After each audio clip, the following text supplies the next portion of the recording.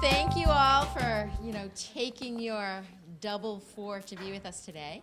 So Jennie McKeon is here with us today. She is a graduate of UMass Amherst, and she graduated with her degrees in Japanese and linguistics. Mm-hmm.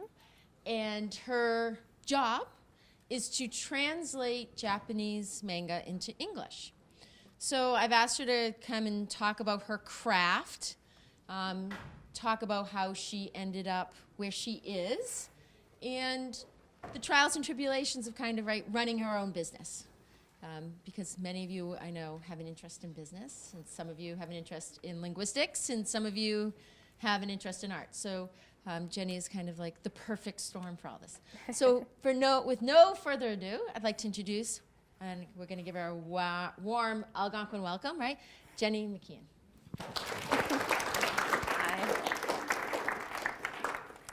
Thank you.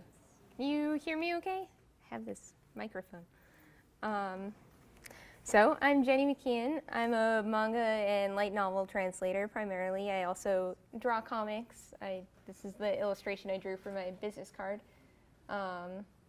And so I'm here to talk a little bit about how I got into translating manga and how that works as a freelance full-time job. I'll also talk a little about drawing comics if any of you are interested in that. And then I'll leave some time at the end for questions. So, yeah. So, first, I've got these. I don't know if these are still popular, but I thought I would start with how I got into manga. And these are some of the series that I started out reading when I was in middle school. That's Yu Yu Hakusho, it's Yu-Gi-Oh there in the middle, and Inuyasha. So I was reading Shonen Jump when that was still an actual magazine that you could buy. And so I sort of got into it that way and became really interested in manga and Japanese and that kind of thing. I actually started an anime club in high school, which I have some rare, embarrassing footage for you here. It's my flyer for my high school, Middleborough High School Anime Club, which I started with my friend. So I was interested in it very much by the time I was you guys' age, but I was not really, I tried learning Japanese. I had a Japanese for Dummies book and everything, but I didn't really end up learning that much of it until I went to college. So this is actually part of the comic that I did for my college thesis at UMass Amherst. They let me do a comic. I think they were just really confused because no one had ever asked to do that before for the Japanese major. So I studied Japanese at UMass Amherst. They have an extremely good Japanese program that I would definitely recommend if you're interested. It is possible to teach yourself Japanese, definitely, but if you're like me and maybe like not as good at self-directed learning or easily distracted, I found it more helpful to have native speakers to teach me. So I lived in this dorm Thatcher where everyone was either studying a language or was studying abroad and was a native speaker. So once a week we would have a class with a lot of Japanese ryugakusei, study abroad students. So we would sort of teach each other the language, and that was really valuable. I also kept on drawing comics the whole time, obviously. What have I got here? Oh, it was also, very useful for learning the culture and the history a little bit. They have a very large, rigorous list of requirements. Okay. So, after I graduated in 2013, I had a degree in Japanese and linguistics. I wasn't quite sure what to do with that degree, so I stayed in Amherst. I was working at Michael's, actually, and drawing comics part-time. I started going to comic shows like the Massachusetts Independent Comic Expo, which is MICE, which is actually this weekend in Cambridge. So if any of you are interested in the drawing comic side of things, I would highly recommend you go. It's a free show, but they have it every year. And I can talk more about that after if anyone's interested. But so I was drawing comics and just kind of working retail. Most of my friends went on to study Japanese in grad school, but that wasn't what I wanted to do necessarily. I was a little burnt out, and I wasn't sure what my next step was, so I was just kind of waiting it out. And then I found out about this contest called the Manga Translation Battle. They have it every year. It's sponsored by like myanimelist.com now. So every year they'll put up 3 chapters from 3 different series. Anyone can enter. You translate the sample chapter, and it'll be reviewed by a panel of judges, including like professional translators and manga writers and stuff like that. And the winner for each series gets the opportunity to translate that series, like professionally for the publisher. The grand prize winner also gets a trip to Japan, which I did not get, which is a bummer. But I did somehow win the first prize for Nichijou, My Ordinary Life, which is one of my favorite series. I entered because it was that series, and because I wasn't really expecting anything from it, I just sort of went wild and had a lot of fun. It's a series that's very heavy on like puns and humor, so I kind of just went with that because I really like bad puns and that kind of thing. And I won. So I ended up working first with Kadokawa and then with Vertical, the English publisher who licensed it. So I translated that series, and then as I started doing that and realizing that that was a possible career option for me, I started emailing other manga companies like 7 Seas and Yen Press, asking if they needed translators, and eventually they got back to me. In the meantime, I was still working at Michael's for a while while I was doing this, and one of my friends who is a freelance translator helped me get freelance work. There are a lot of websites where you can either do like a job board where you can just pick and choose like paragraphs that you translate for X amount per word or character, or smaller freelance contracts. Like I did mobile games for a little while, and that was fun. But that's also more of like it's not as constant, it's more sudden. They'll suddenly say, hey, we need like 100,000 characters by the end of the month. You have to turn it around very quickly and send it in. I can get more into the process of how that works with manga in a second. This is just some Japanese. That's the hiragana and katakana alphabets. Have any of you started studying this on your own at all, or anywhere else? Yeah. So these, at least, I think, are pretty easy to teach yourself. You just get some flashcards, or there are a lot of apps now that'll teach you hiragana and katakana. Kanji is usually the hardest for most people. Certainly the hardest for me. Those are the Chinese characters that are more complicated and have multiple readings and meanings and that kind of thing. I mean, if you can already read Chinese, then you have a definite advantage there. But so those are just some of the basics of reading the language. So it sort of all depends on your goals with learning the language, whether you want to just be able to understand it, read it, speak it. But if you go to school for it, obviously you'll get a little bit of all of that. So here's a sample page from Nichijou. There's not actually any dialogue in this one, but it's one of my favorite like single page jokes. And there's actually a lot going on for a comic without any dialogue. So here we've got the Japanese text is the menu here. So I'll either get like an ebook or a physical copy of the Japanese book. And then in the middle is what it looks like when I'm translating it. I'm just using like Microsoft Word, and I'll write a script for it. Every company has a different format for their scripts, but in this case, I just number each panel and then indicate, the English text. And in this particular instance, there's a pun, so I left a note at the bottom explaining she ordered Wiener Kohi, which could be read Vienna coffee, which is a specific kind of coffee, or it could be read Wiener coffee, which is what it turned out to be, because there's a wiener in her coffee. So I just explained that at the bottom, and then it's sort of up to the editor whether they want to keep it the way I translated it, or whether they want to come up with some other way, or if they want to include a note explaining the joke, which personally I don't think is as funny, but sometimes, especially with Nichijou, there are some jokes that are just so bizarre in English that they need to give a little explanation of, like, in Japan, XYZ. But we try to avoid that. And then someone else will do the lettering and the proofreading and all of that, and then I get an English copy, like, 6 months later, possibly, maybe longer or shorter, depending on the company and the turnaround. Let's see.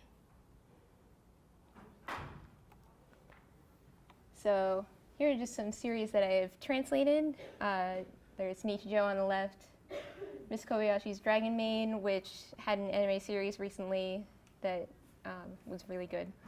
And I've done a couple of Hatsune Miku manga. If any of you are into Vocaloid. I don't know if that's still as popular as it was when I was in high school, but they just had their 10-year anniversary of Miku, actually. And then, right, so I also do light novels now, which is a lot different from manga. This one on the left, Death March, is a light novel. And it's sort of, if you've never read a light novel, it's sort of like a young adult novel, but more anime, basically. So, as you can see, there's a lot of, like, male protagonist magically ends up in a fantasy world and is surrounded by girls for no reason. But it's a job. And on the right are some series I do for 7 Seas, which I really like, Bloom Into You, and Please Tell Me Galko-chan, which also had an anime series that you can watch on Crunchyroll. It's really good. And that's about it. If anyone needs any resources or anything like that, I can maybe email them to Kim as far as studying Japanese or where to get started in reading manga in Japanese, or, you know, watching anime and that kind of thing. And as far as the drawing end of it goes, there's a comic show this weekend, like I said, where you can come and I'll be selling my comics there, actually. But yeah, so that's more or less it. Does anyone have any questions or want me to go into something more? Kim has a microphone. So my question is, for those of you, right, how many of you take a foreign language? Okay, Nice. so a good many of you. How many of you have considered your foreign language to be a possible career? A few of you. Yeah, I see a couple. Okay. How many of you have wanted to start their own business? A few. Why, you were so shy here? Why? Okay. So maybe a few questions about what's the difficulty in doing that. Anybody? I can go into Yeah. that. What's been the biggest concern or hurdles for you to start your own business?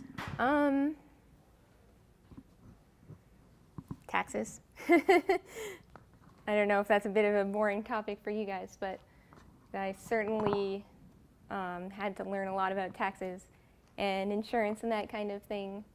But I did not go to school for that. I went to school for Japanese and linguistics, but I managed to I had a lot of help from a friend who was already doing freelance.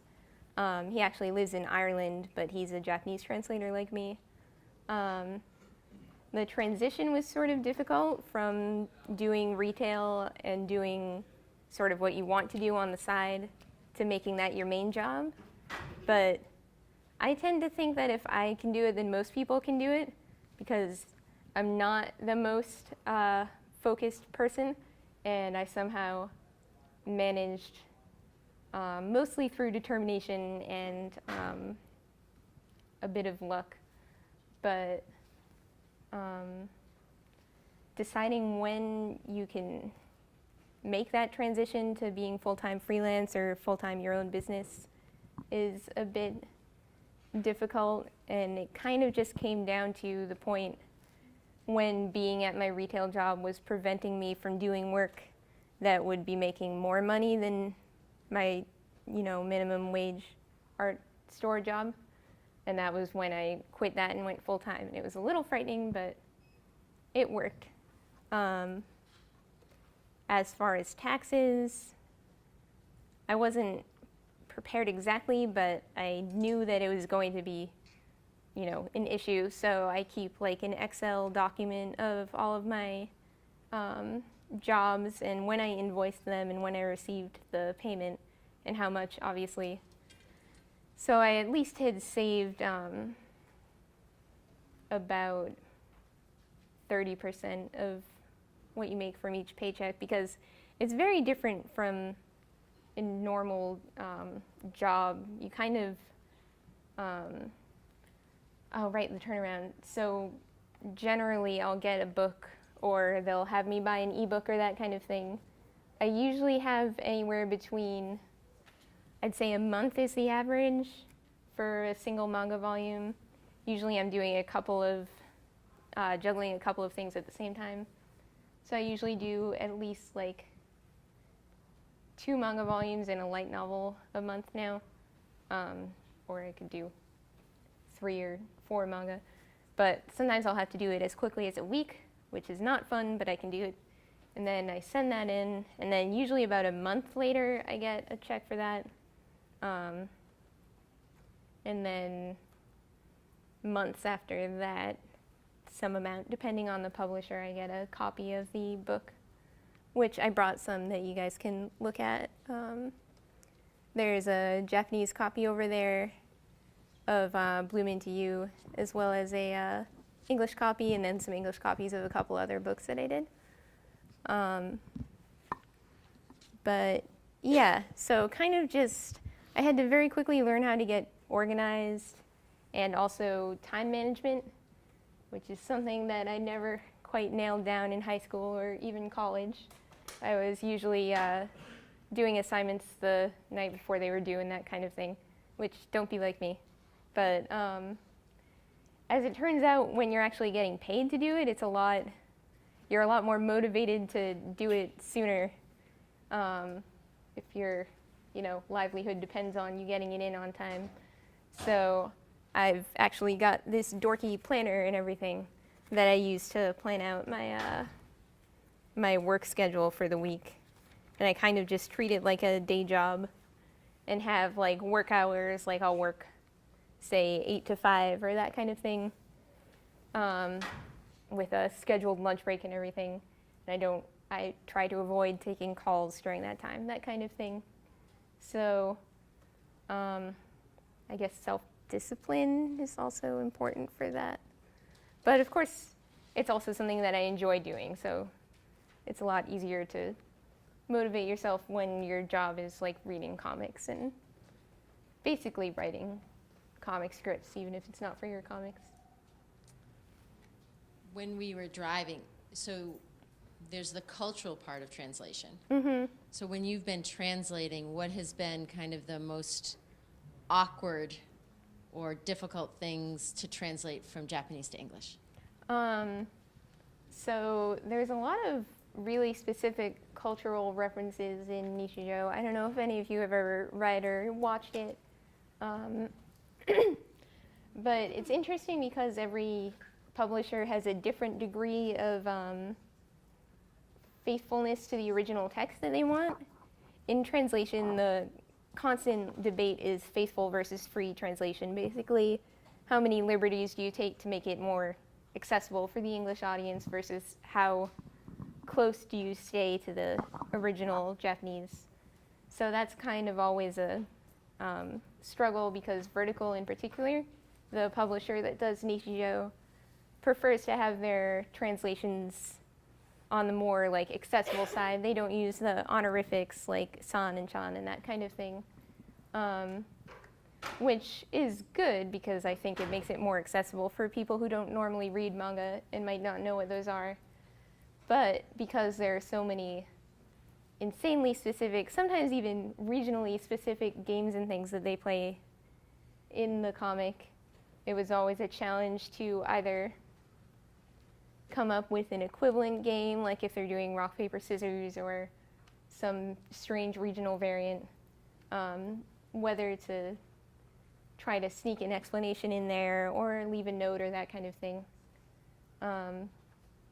So that's difficult, I guess.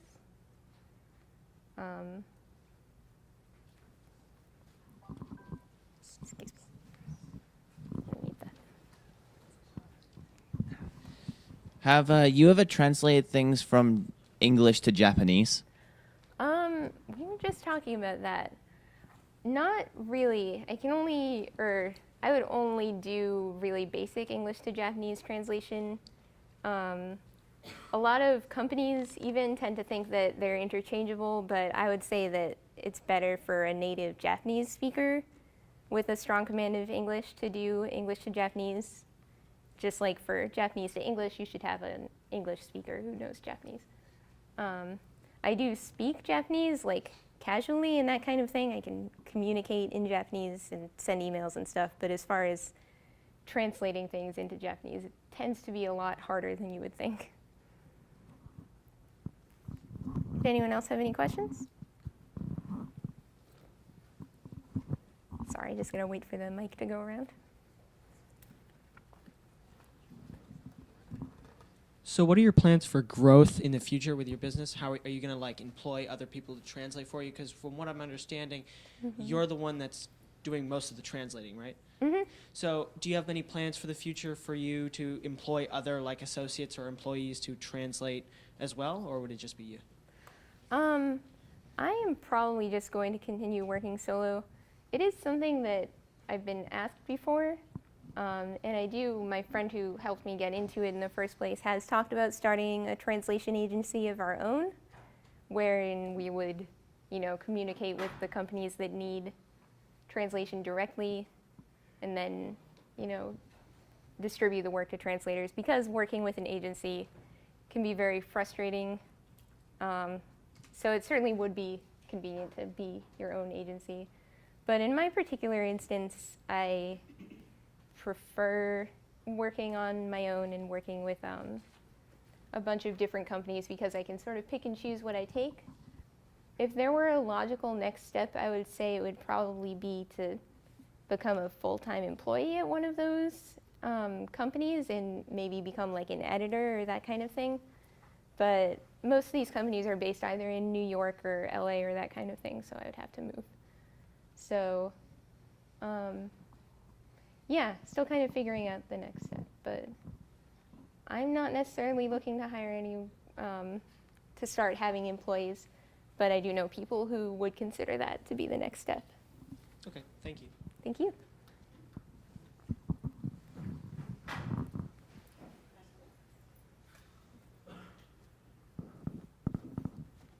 So I know you write your own. What has been the biggest difference for you to create your own versus translate? There we go. Well, it's made it easier and harder at the same time now that my full-time job is sort of a creative-based job and I'm already working in comics. On the one hand, it means I get a lot of inspiration every day and I get to look at comics all day. So it certainly leaves me wanting to draw more comics. On the other hand, I'm obviously busier, and also I'm already using that part of my brain for most of the day, if that makes sense. So I've found it easier to make autobio mostly, as you can see here, which this is a comic that the UMass Amherst alumni magazine actually commissioned me to make. you can see it on the full thing's on my website, which I think Kim showed some of you. But yeah, I find it easier in that it's no longer, because my original plan was to try to sort of like break into making comics and make that my main business, which can be really difficult. It's definitely not impossible, and I have a lot of friends in that business. But having found this other calling that I already like am kind of fulfilled by doing has sort of taken the pressure off of like, oh, this next comic has to be like something that's going to sell. I have to get, you know, my name out there and get out of retail and that kind of thing. I don't have that pressure anymore, so I can kind of just have fun and make what I want, which everyone says is really the way to do it anyway, because it'll show if you're enjoying what you're making a lot more than if you're just trying transparently to make something that will sell. So far I've had more luck making autobio than fiction, but I definitely would like to branch out into more fictional comics of my own. And I'm trying to make time for that soon. How long do you work each day? Like, do you create your own hours or? Yeah, so I generally try to shoot for like a normal work day, like a 8-hour work day maybe. I live with my fiance, who is actually a high school teacher, so I sort of model my work day after like a high school day basically, except I get to take a really long break in the middle. And so I would say on average, I wake up around 7 or 8 and then work until maybe 5 with like an hour break somewhere in the middle and shorter 15-minute breaks-ish along the way.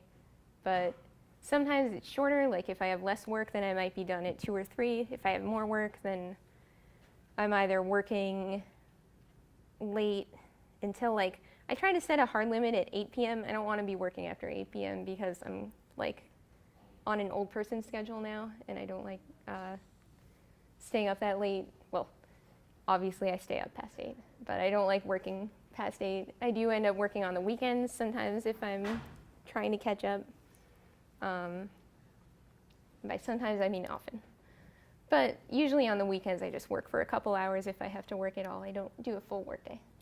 But yeah. How many of you have read graphic novels for pleasure or for English? None? A few? You guys gotta read graphic novels. I know. All right, so my question is, why not? Why not read graphic novels? And they go silent. No right or wrong. Why don't you pick up a graphic novel? I know you all read. You just read what the English teachers give you. Okay, all right. Is there a reason why you wouldn't pick up a graphic novel? I mean, is it the difference in terminology maybe? Because a graphic novel is really just a comic with a more literary sounding name. Do you guys read comics? Nobody here reads comics? Oh, okay, you're missing out. We have a wonderful graphic novels, which for those of you who are in English, who just said we only read what our English teacher tells us, right? You have those mandatory free reading, right? Graphic novels count. 741.5. You can find them all there.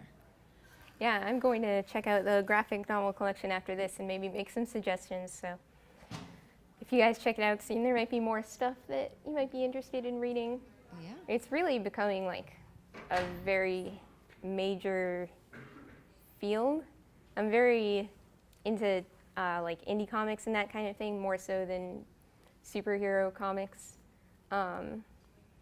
And I think that like independent comics and graphic novels are more the future of comics than superheroes. That's my hot take for the day. But again, if you have a chance to go to MICE, either this year or some other year, you can see a lot of the cool stuff that's going on, and you can get a lot of like marginalized voices that you might not otherwise hear in either in superhero comics or even in like mainstream literature, like the traditional canon. If you get bored with that kind of thing, you can find a lot more works by like women and minorities and anything like that in graphic novels, and they're great. And also they're easier to read because there's lots of pictures. Other questions? There's a couple in back there. I'm sorry. At your program at UMass Amherst, to what level of proficiency did you achieve in Japanese? So I don't know if you're familiar with the JLPT. Yeah. I would say average N2. Some of my friends have passed the N1. I'm not one of those people. But N2, N1 level, if you do the full program. They do also strongly recommend that you do at least a semester in Japan, which definitely helps. I did not actually manage to study abroad in Japan. It certainly will increase your capacity very rapidly. But yeah, so N2 or N1 level. For anyone who's not familiar with the JLPT, it's the Japanese language proficiency test. They give it, I think, twice a year in Boston. And there are levels from N4, which should be relatively easy if you're self-taught, to N1, which, according to the rumors, I don't know if this is true, but some people say that even Japanese people have a hard time passing the N1. But I do know people who have passed it. So it's a way to judge how far along you are in the language, basically. And while I didn't end up needing it for freelance manga translation, there are, if you're looking to go into interpreting or if you're looking to get like hired at a company, then they will usually ask for your JLPT scores, or at least ask what level you're at proficiency-wise. Yeah, thank you. We still have one more question. Hi, I've got my international business class here with us today. So I just want to know if you can kind of touch on how is that working with another country? Are there issues you've encountered, the differences in culture? Even just the time zone, I'm sure, is an issue, right? Yeah. So when I started out, I was working directly for a Japanese company to translate the first 3 volumes of Nichijou. And it was actually kind of difficult. We started out communicating in Japanese, but as I said before, writing in Japanese is a lot harder than translating Japanese into English. And in Japanese, you also have levels of politeness. There's something called keigo, which is the polite speech that you're supposed to use to address an elder or a superior, that kind of thing. And it's very notoriously difficult. So I ended up actually having to switch into English because I was also, a year out at that point and I was kind of rusty. So that at the start was already kind of difficult. And there were certain communication difficulties because of the cultural difference in that the Japanese language is a lot about like implications, whereas in English, like as Americans, we tend to be more direct. So that can sometimes pose an issue because if you're too blunt, you might seem rude to a Japanese person, or if you're, speaking Japanese especially. But overall, I mean, it's worked. I have a lot of friends who have gone to Japan and worked at Japanese companies with varying results. The business culture there is very different. This is obviously a generalization, but if you work for a Japanese company, they tend to expect you to work longer hours, to stay past close. That's like the expectation. So if you leave on time, you might be seen as leaving early, basically. And that can be difficult for a lot of Americans who are trying to work in Japan, as well as like the culture of nomikai, like drinking after work, and sort of there are a lot of unspoken rules that you sort of have to navigate, which is true in any culture, but so it is difficult. But I would say that studying, especially at a school like UMass, is a huge help because you get a lot more hands-on experience and like interpersonal experience with native speakers, and you sort of learn how to navigate that a little. And if you can study abroad, or you can apply for the JET program, which I think you need a college degree for, but that's the program where you teach English in Japan. And that can also help you learn a lot, both the language and the culture. So in the comic world that you exist, what is the grand prize? Is there something that every translator or writer achieves or aims to try and earn, like the Pulitzer or? There are certainly awards for literary translation. There aren't really awards for manga translation. I think the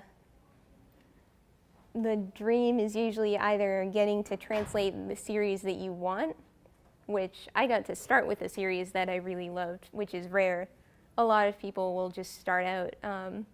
One of my friends, I host a podcast about translation, manga and stuff once a month. And my friend who I run that with started out doing like Harlequin manga. Do you guys know what Harlequin is? Harlequin romances, right? Yeah. So they were, they're these short like beach reads about, you know, people falling in love. Yeah, sort of like maybe a little trashy, like guilty pleasures of like, they all have titles like, at least the manga ones have titles like, my boss is blackmailing me and now I live with him, or things like that. So that's what my friend started out doing, and she got paid horribly, first of all, like $2 a page, which is not good, by the way. And she sort of broke into it that way, so I was lucky that I got to start with something I liked. But that's generally, your goal would either be, you know, I have this, most translators have a list of like dream series, like I would give anything to translate this series. And if you get to a certain level of prestige, you can kind of leverage that and be like, hey, can you license this series so I can translate it? And I have been able a couple of times, if a company that I work with licenses something that I like, I'll email them and be like, hey, do you have a translator for that yet? I'd love to do it. And sometimes they do, but sometimes they don't. So I'm doing New Game for Seven Seas, which I really like. But yeah, so. How do you get exposed to these new series? You just get them sent to you from Japan? I mean, or do they show up in, do we have Japanese stores that they show up in and you're like, oh, I really like it? Or do you get the preview Yeah, a little bit copies? of everything. It's very easy to get Japanese manga ebooks. There are a lot of sites like eBook Japan and Bookwalker that will do frequent promotions where they have free copies of like the first volume of a series that you can download in Japanese and read on your computer, excuse me. There's also, you know, I watch a lot of anime. I usually watch it on Crunchyroll. So a lot of times if I'm watching something and enjoying it, the first thing I'll do is look up, does it have a manga? Is the manga licensed yet? Is anyone translating it? Can I translate it? And that's how I find a lot of things. But there are, unfortunately, not a lot of Japanese bookstores in Massachusetts. The biggest chain here is called Kinokuniya. There's one in New York. That's the closest one. I believe there used to be one in Boston, but it is closed. But you can get Japanese manga off of Amazon Japan really easily now. They usually ship to the US, so there's that. So it's a growing market in which you need to be really proactive to build your business. Yeah, I would say that's accurate.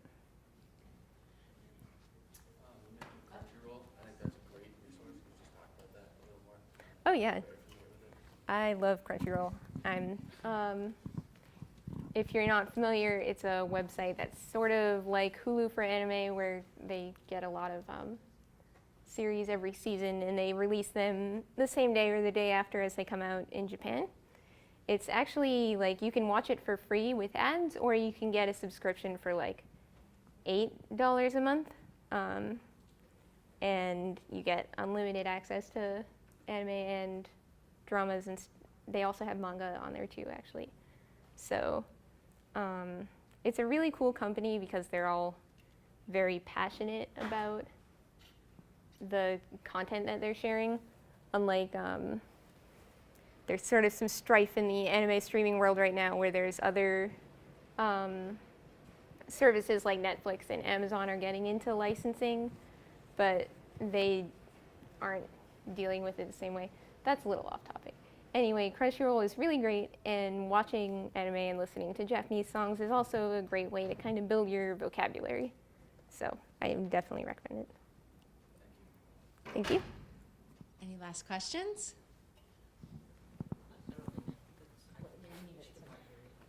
Oh, it's for the, Were you ever into like Marvel or DC comics, like the superhero ones, or did you ever read those before? I know you don't translate them, but did you ever read them or get Yeah, interested in those? I like them. I was briefly like very into them. I was more of a Marvel person than a DC person, and I still buy a handful of series. I really liked Hellcat, Miss Marvel. But there's sort of like a lot of crossover between the Marvel and DC and like indie comics, in that a lot of indie comic writers are actually end up working for like the mainstream publishers. So mostly now I only support them if it's like a writer who I already like. I might do that. But I did like them a lot for a while. But the comic industry is going through some interesting things right now. So, and the floppies are really expensive for like a small amount of pages, that kind of thing. Whereas, you know, a volume of manga is like $10, $11, and it's like a book. But a Marvel or DC issue is like $5, and it's like 10 pages and like 10 ads. So I sort of eased out of that. I read some like Image and Boom series still. Well, I just asked because I watch the Marvel movies in the theater. So. Oh yeah, no, I love Marvel movies. Like, they're great.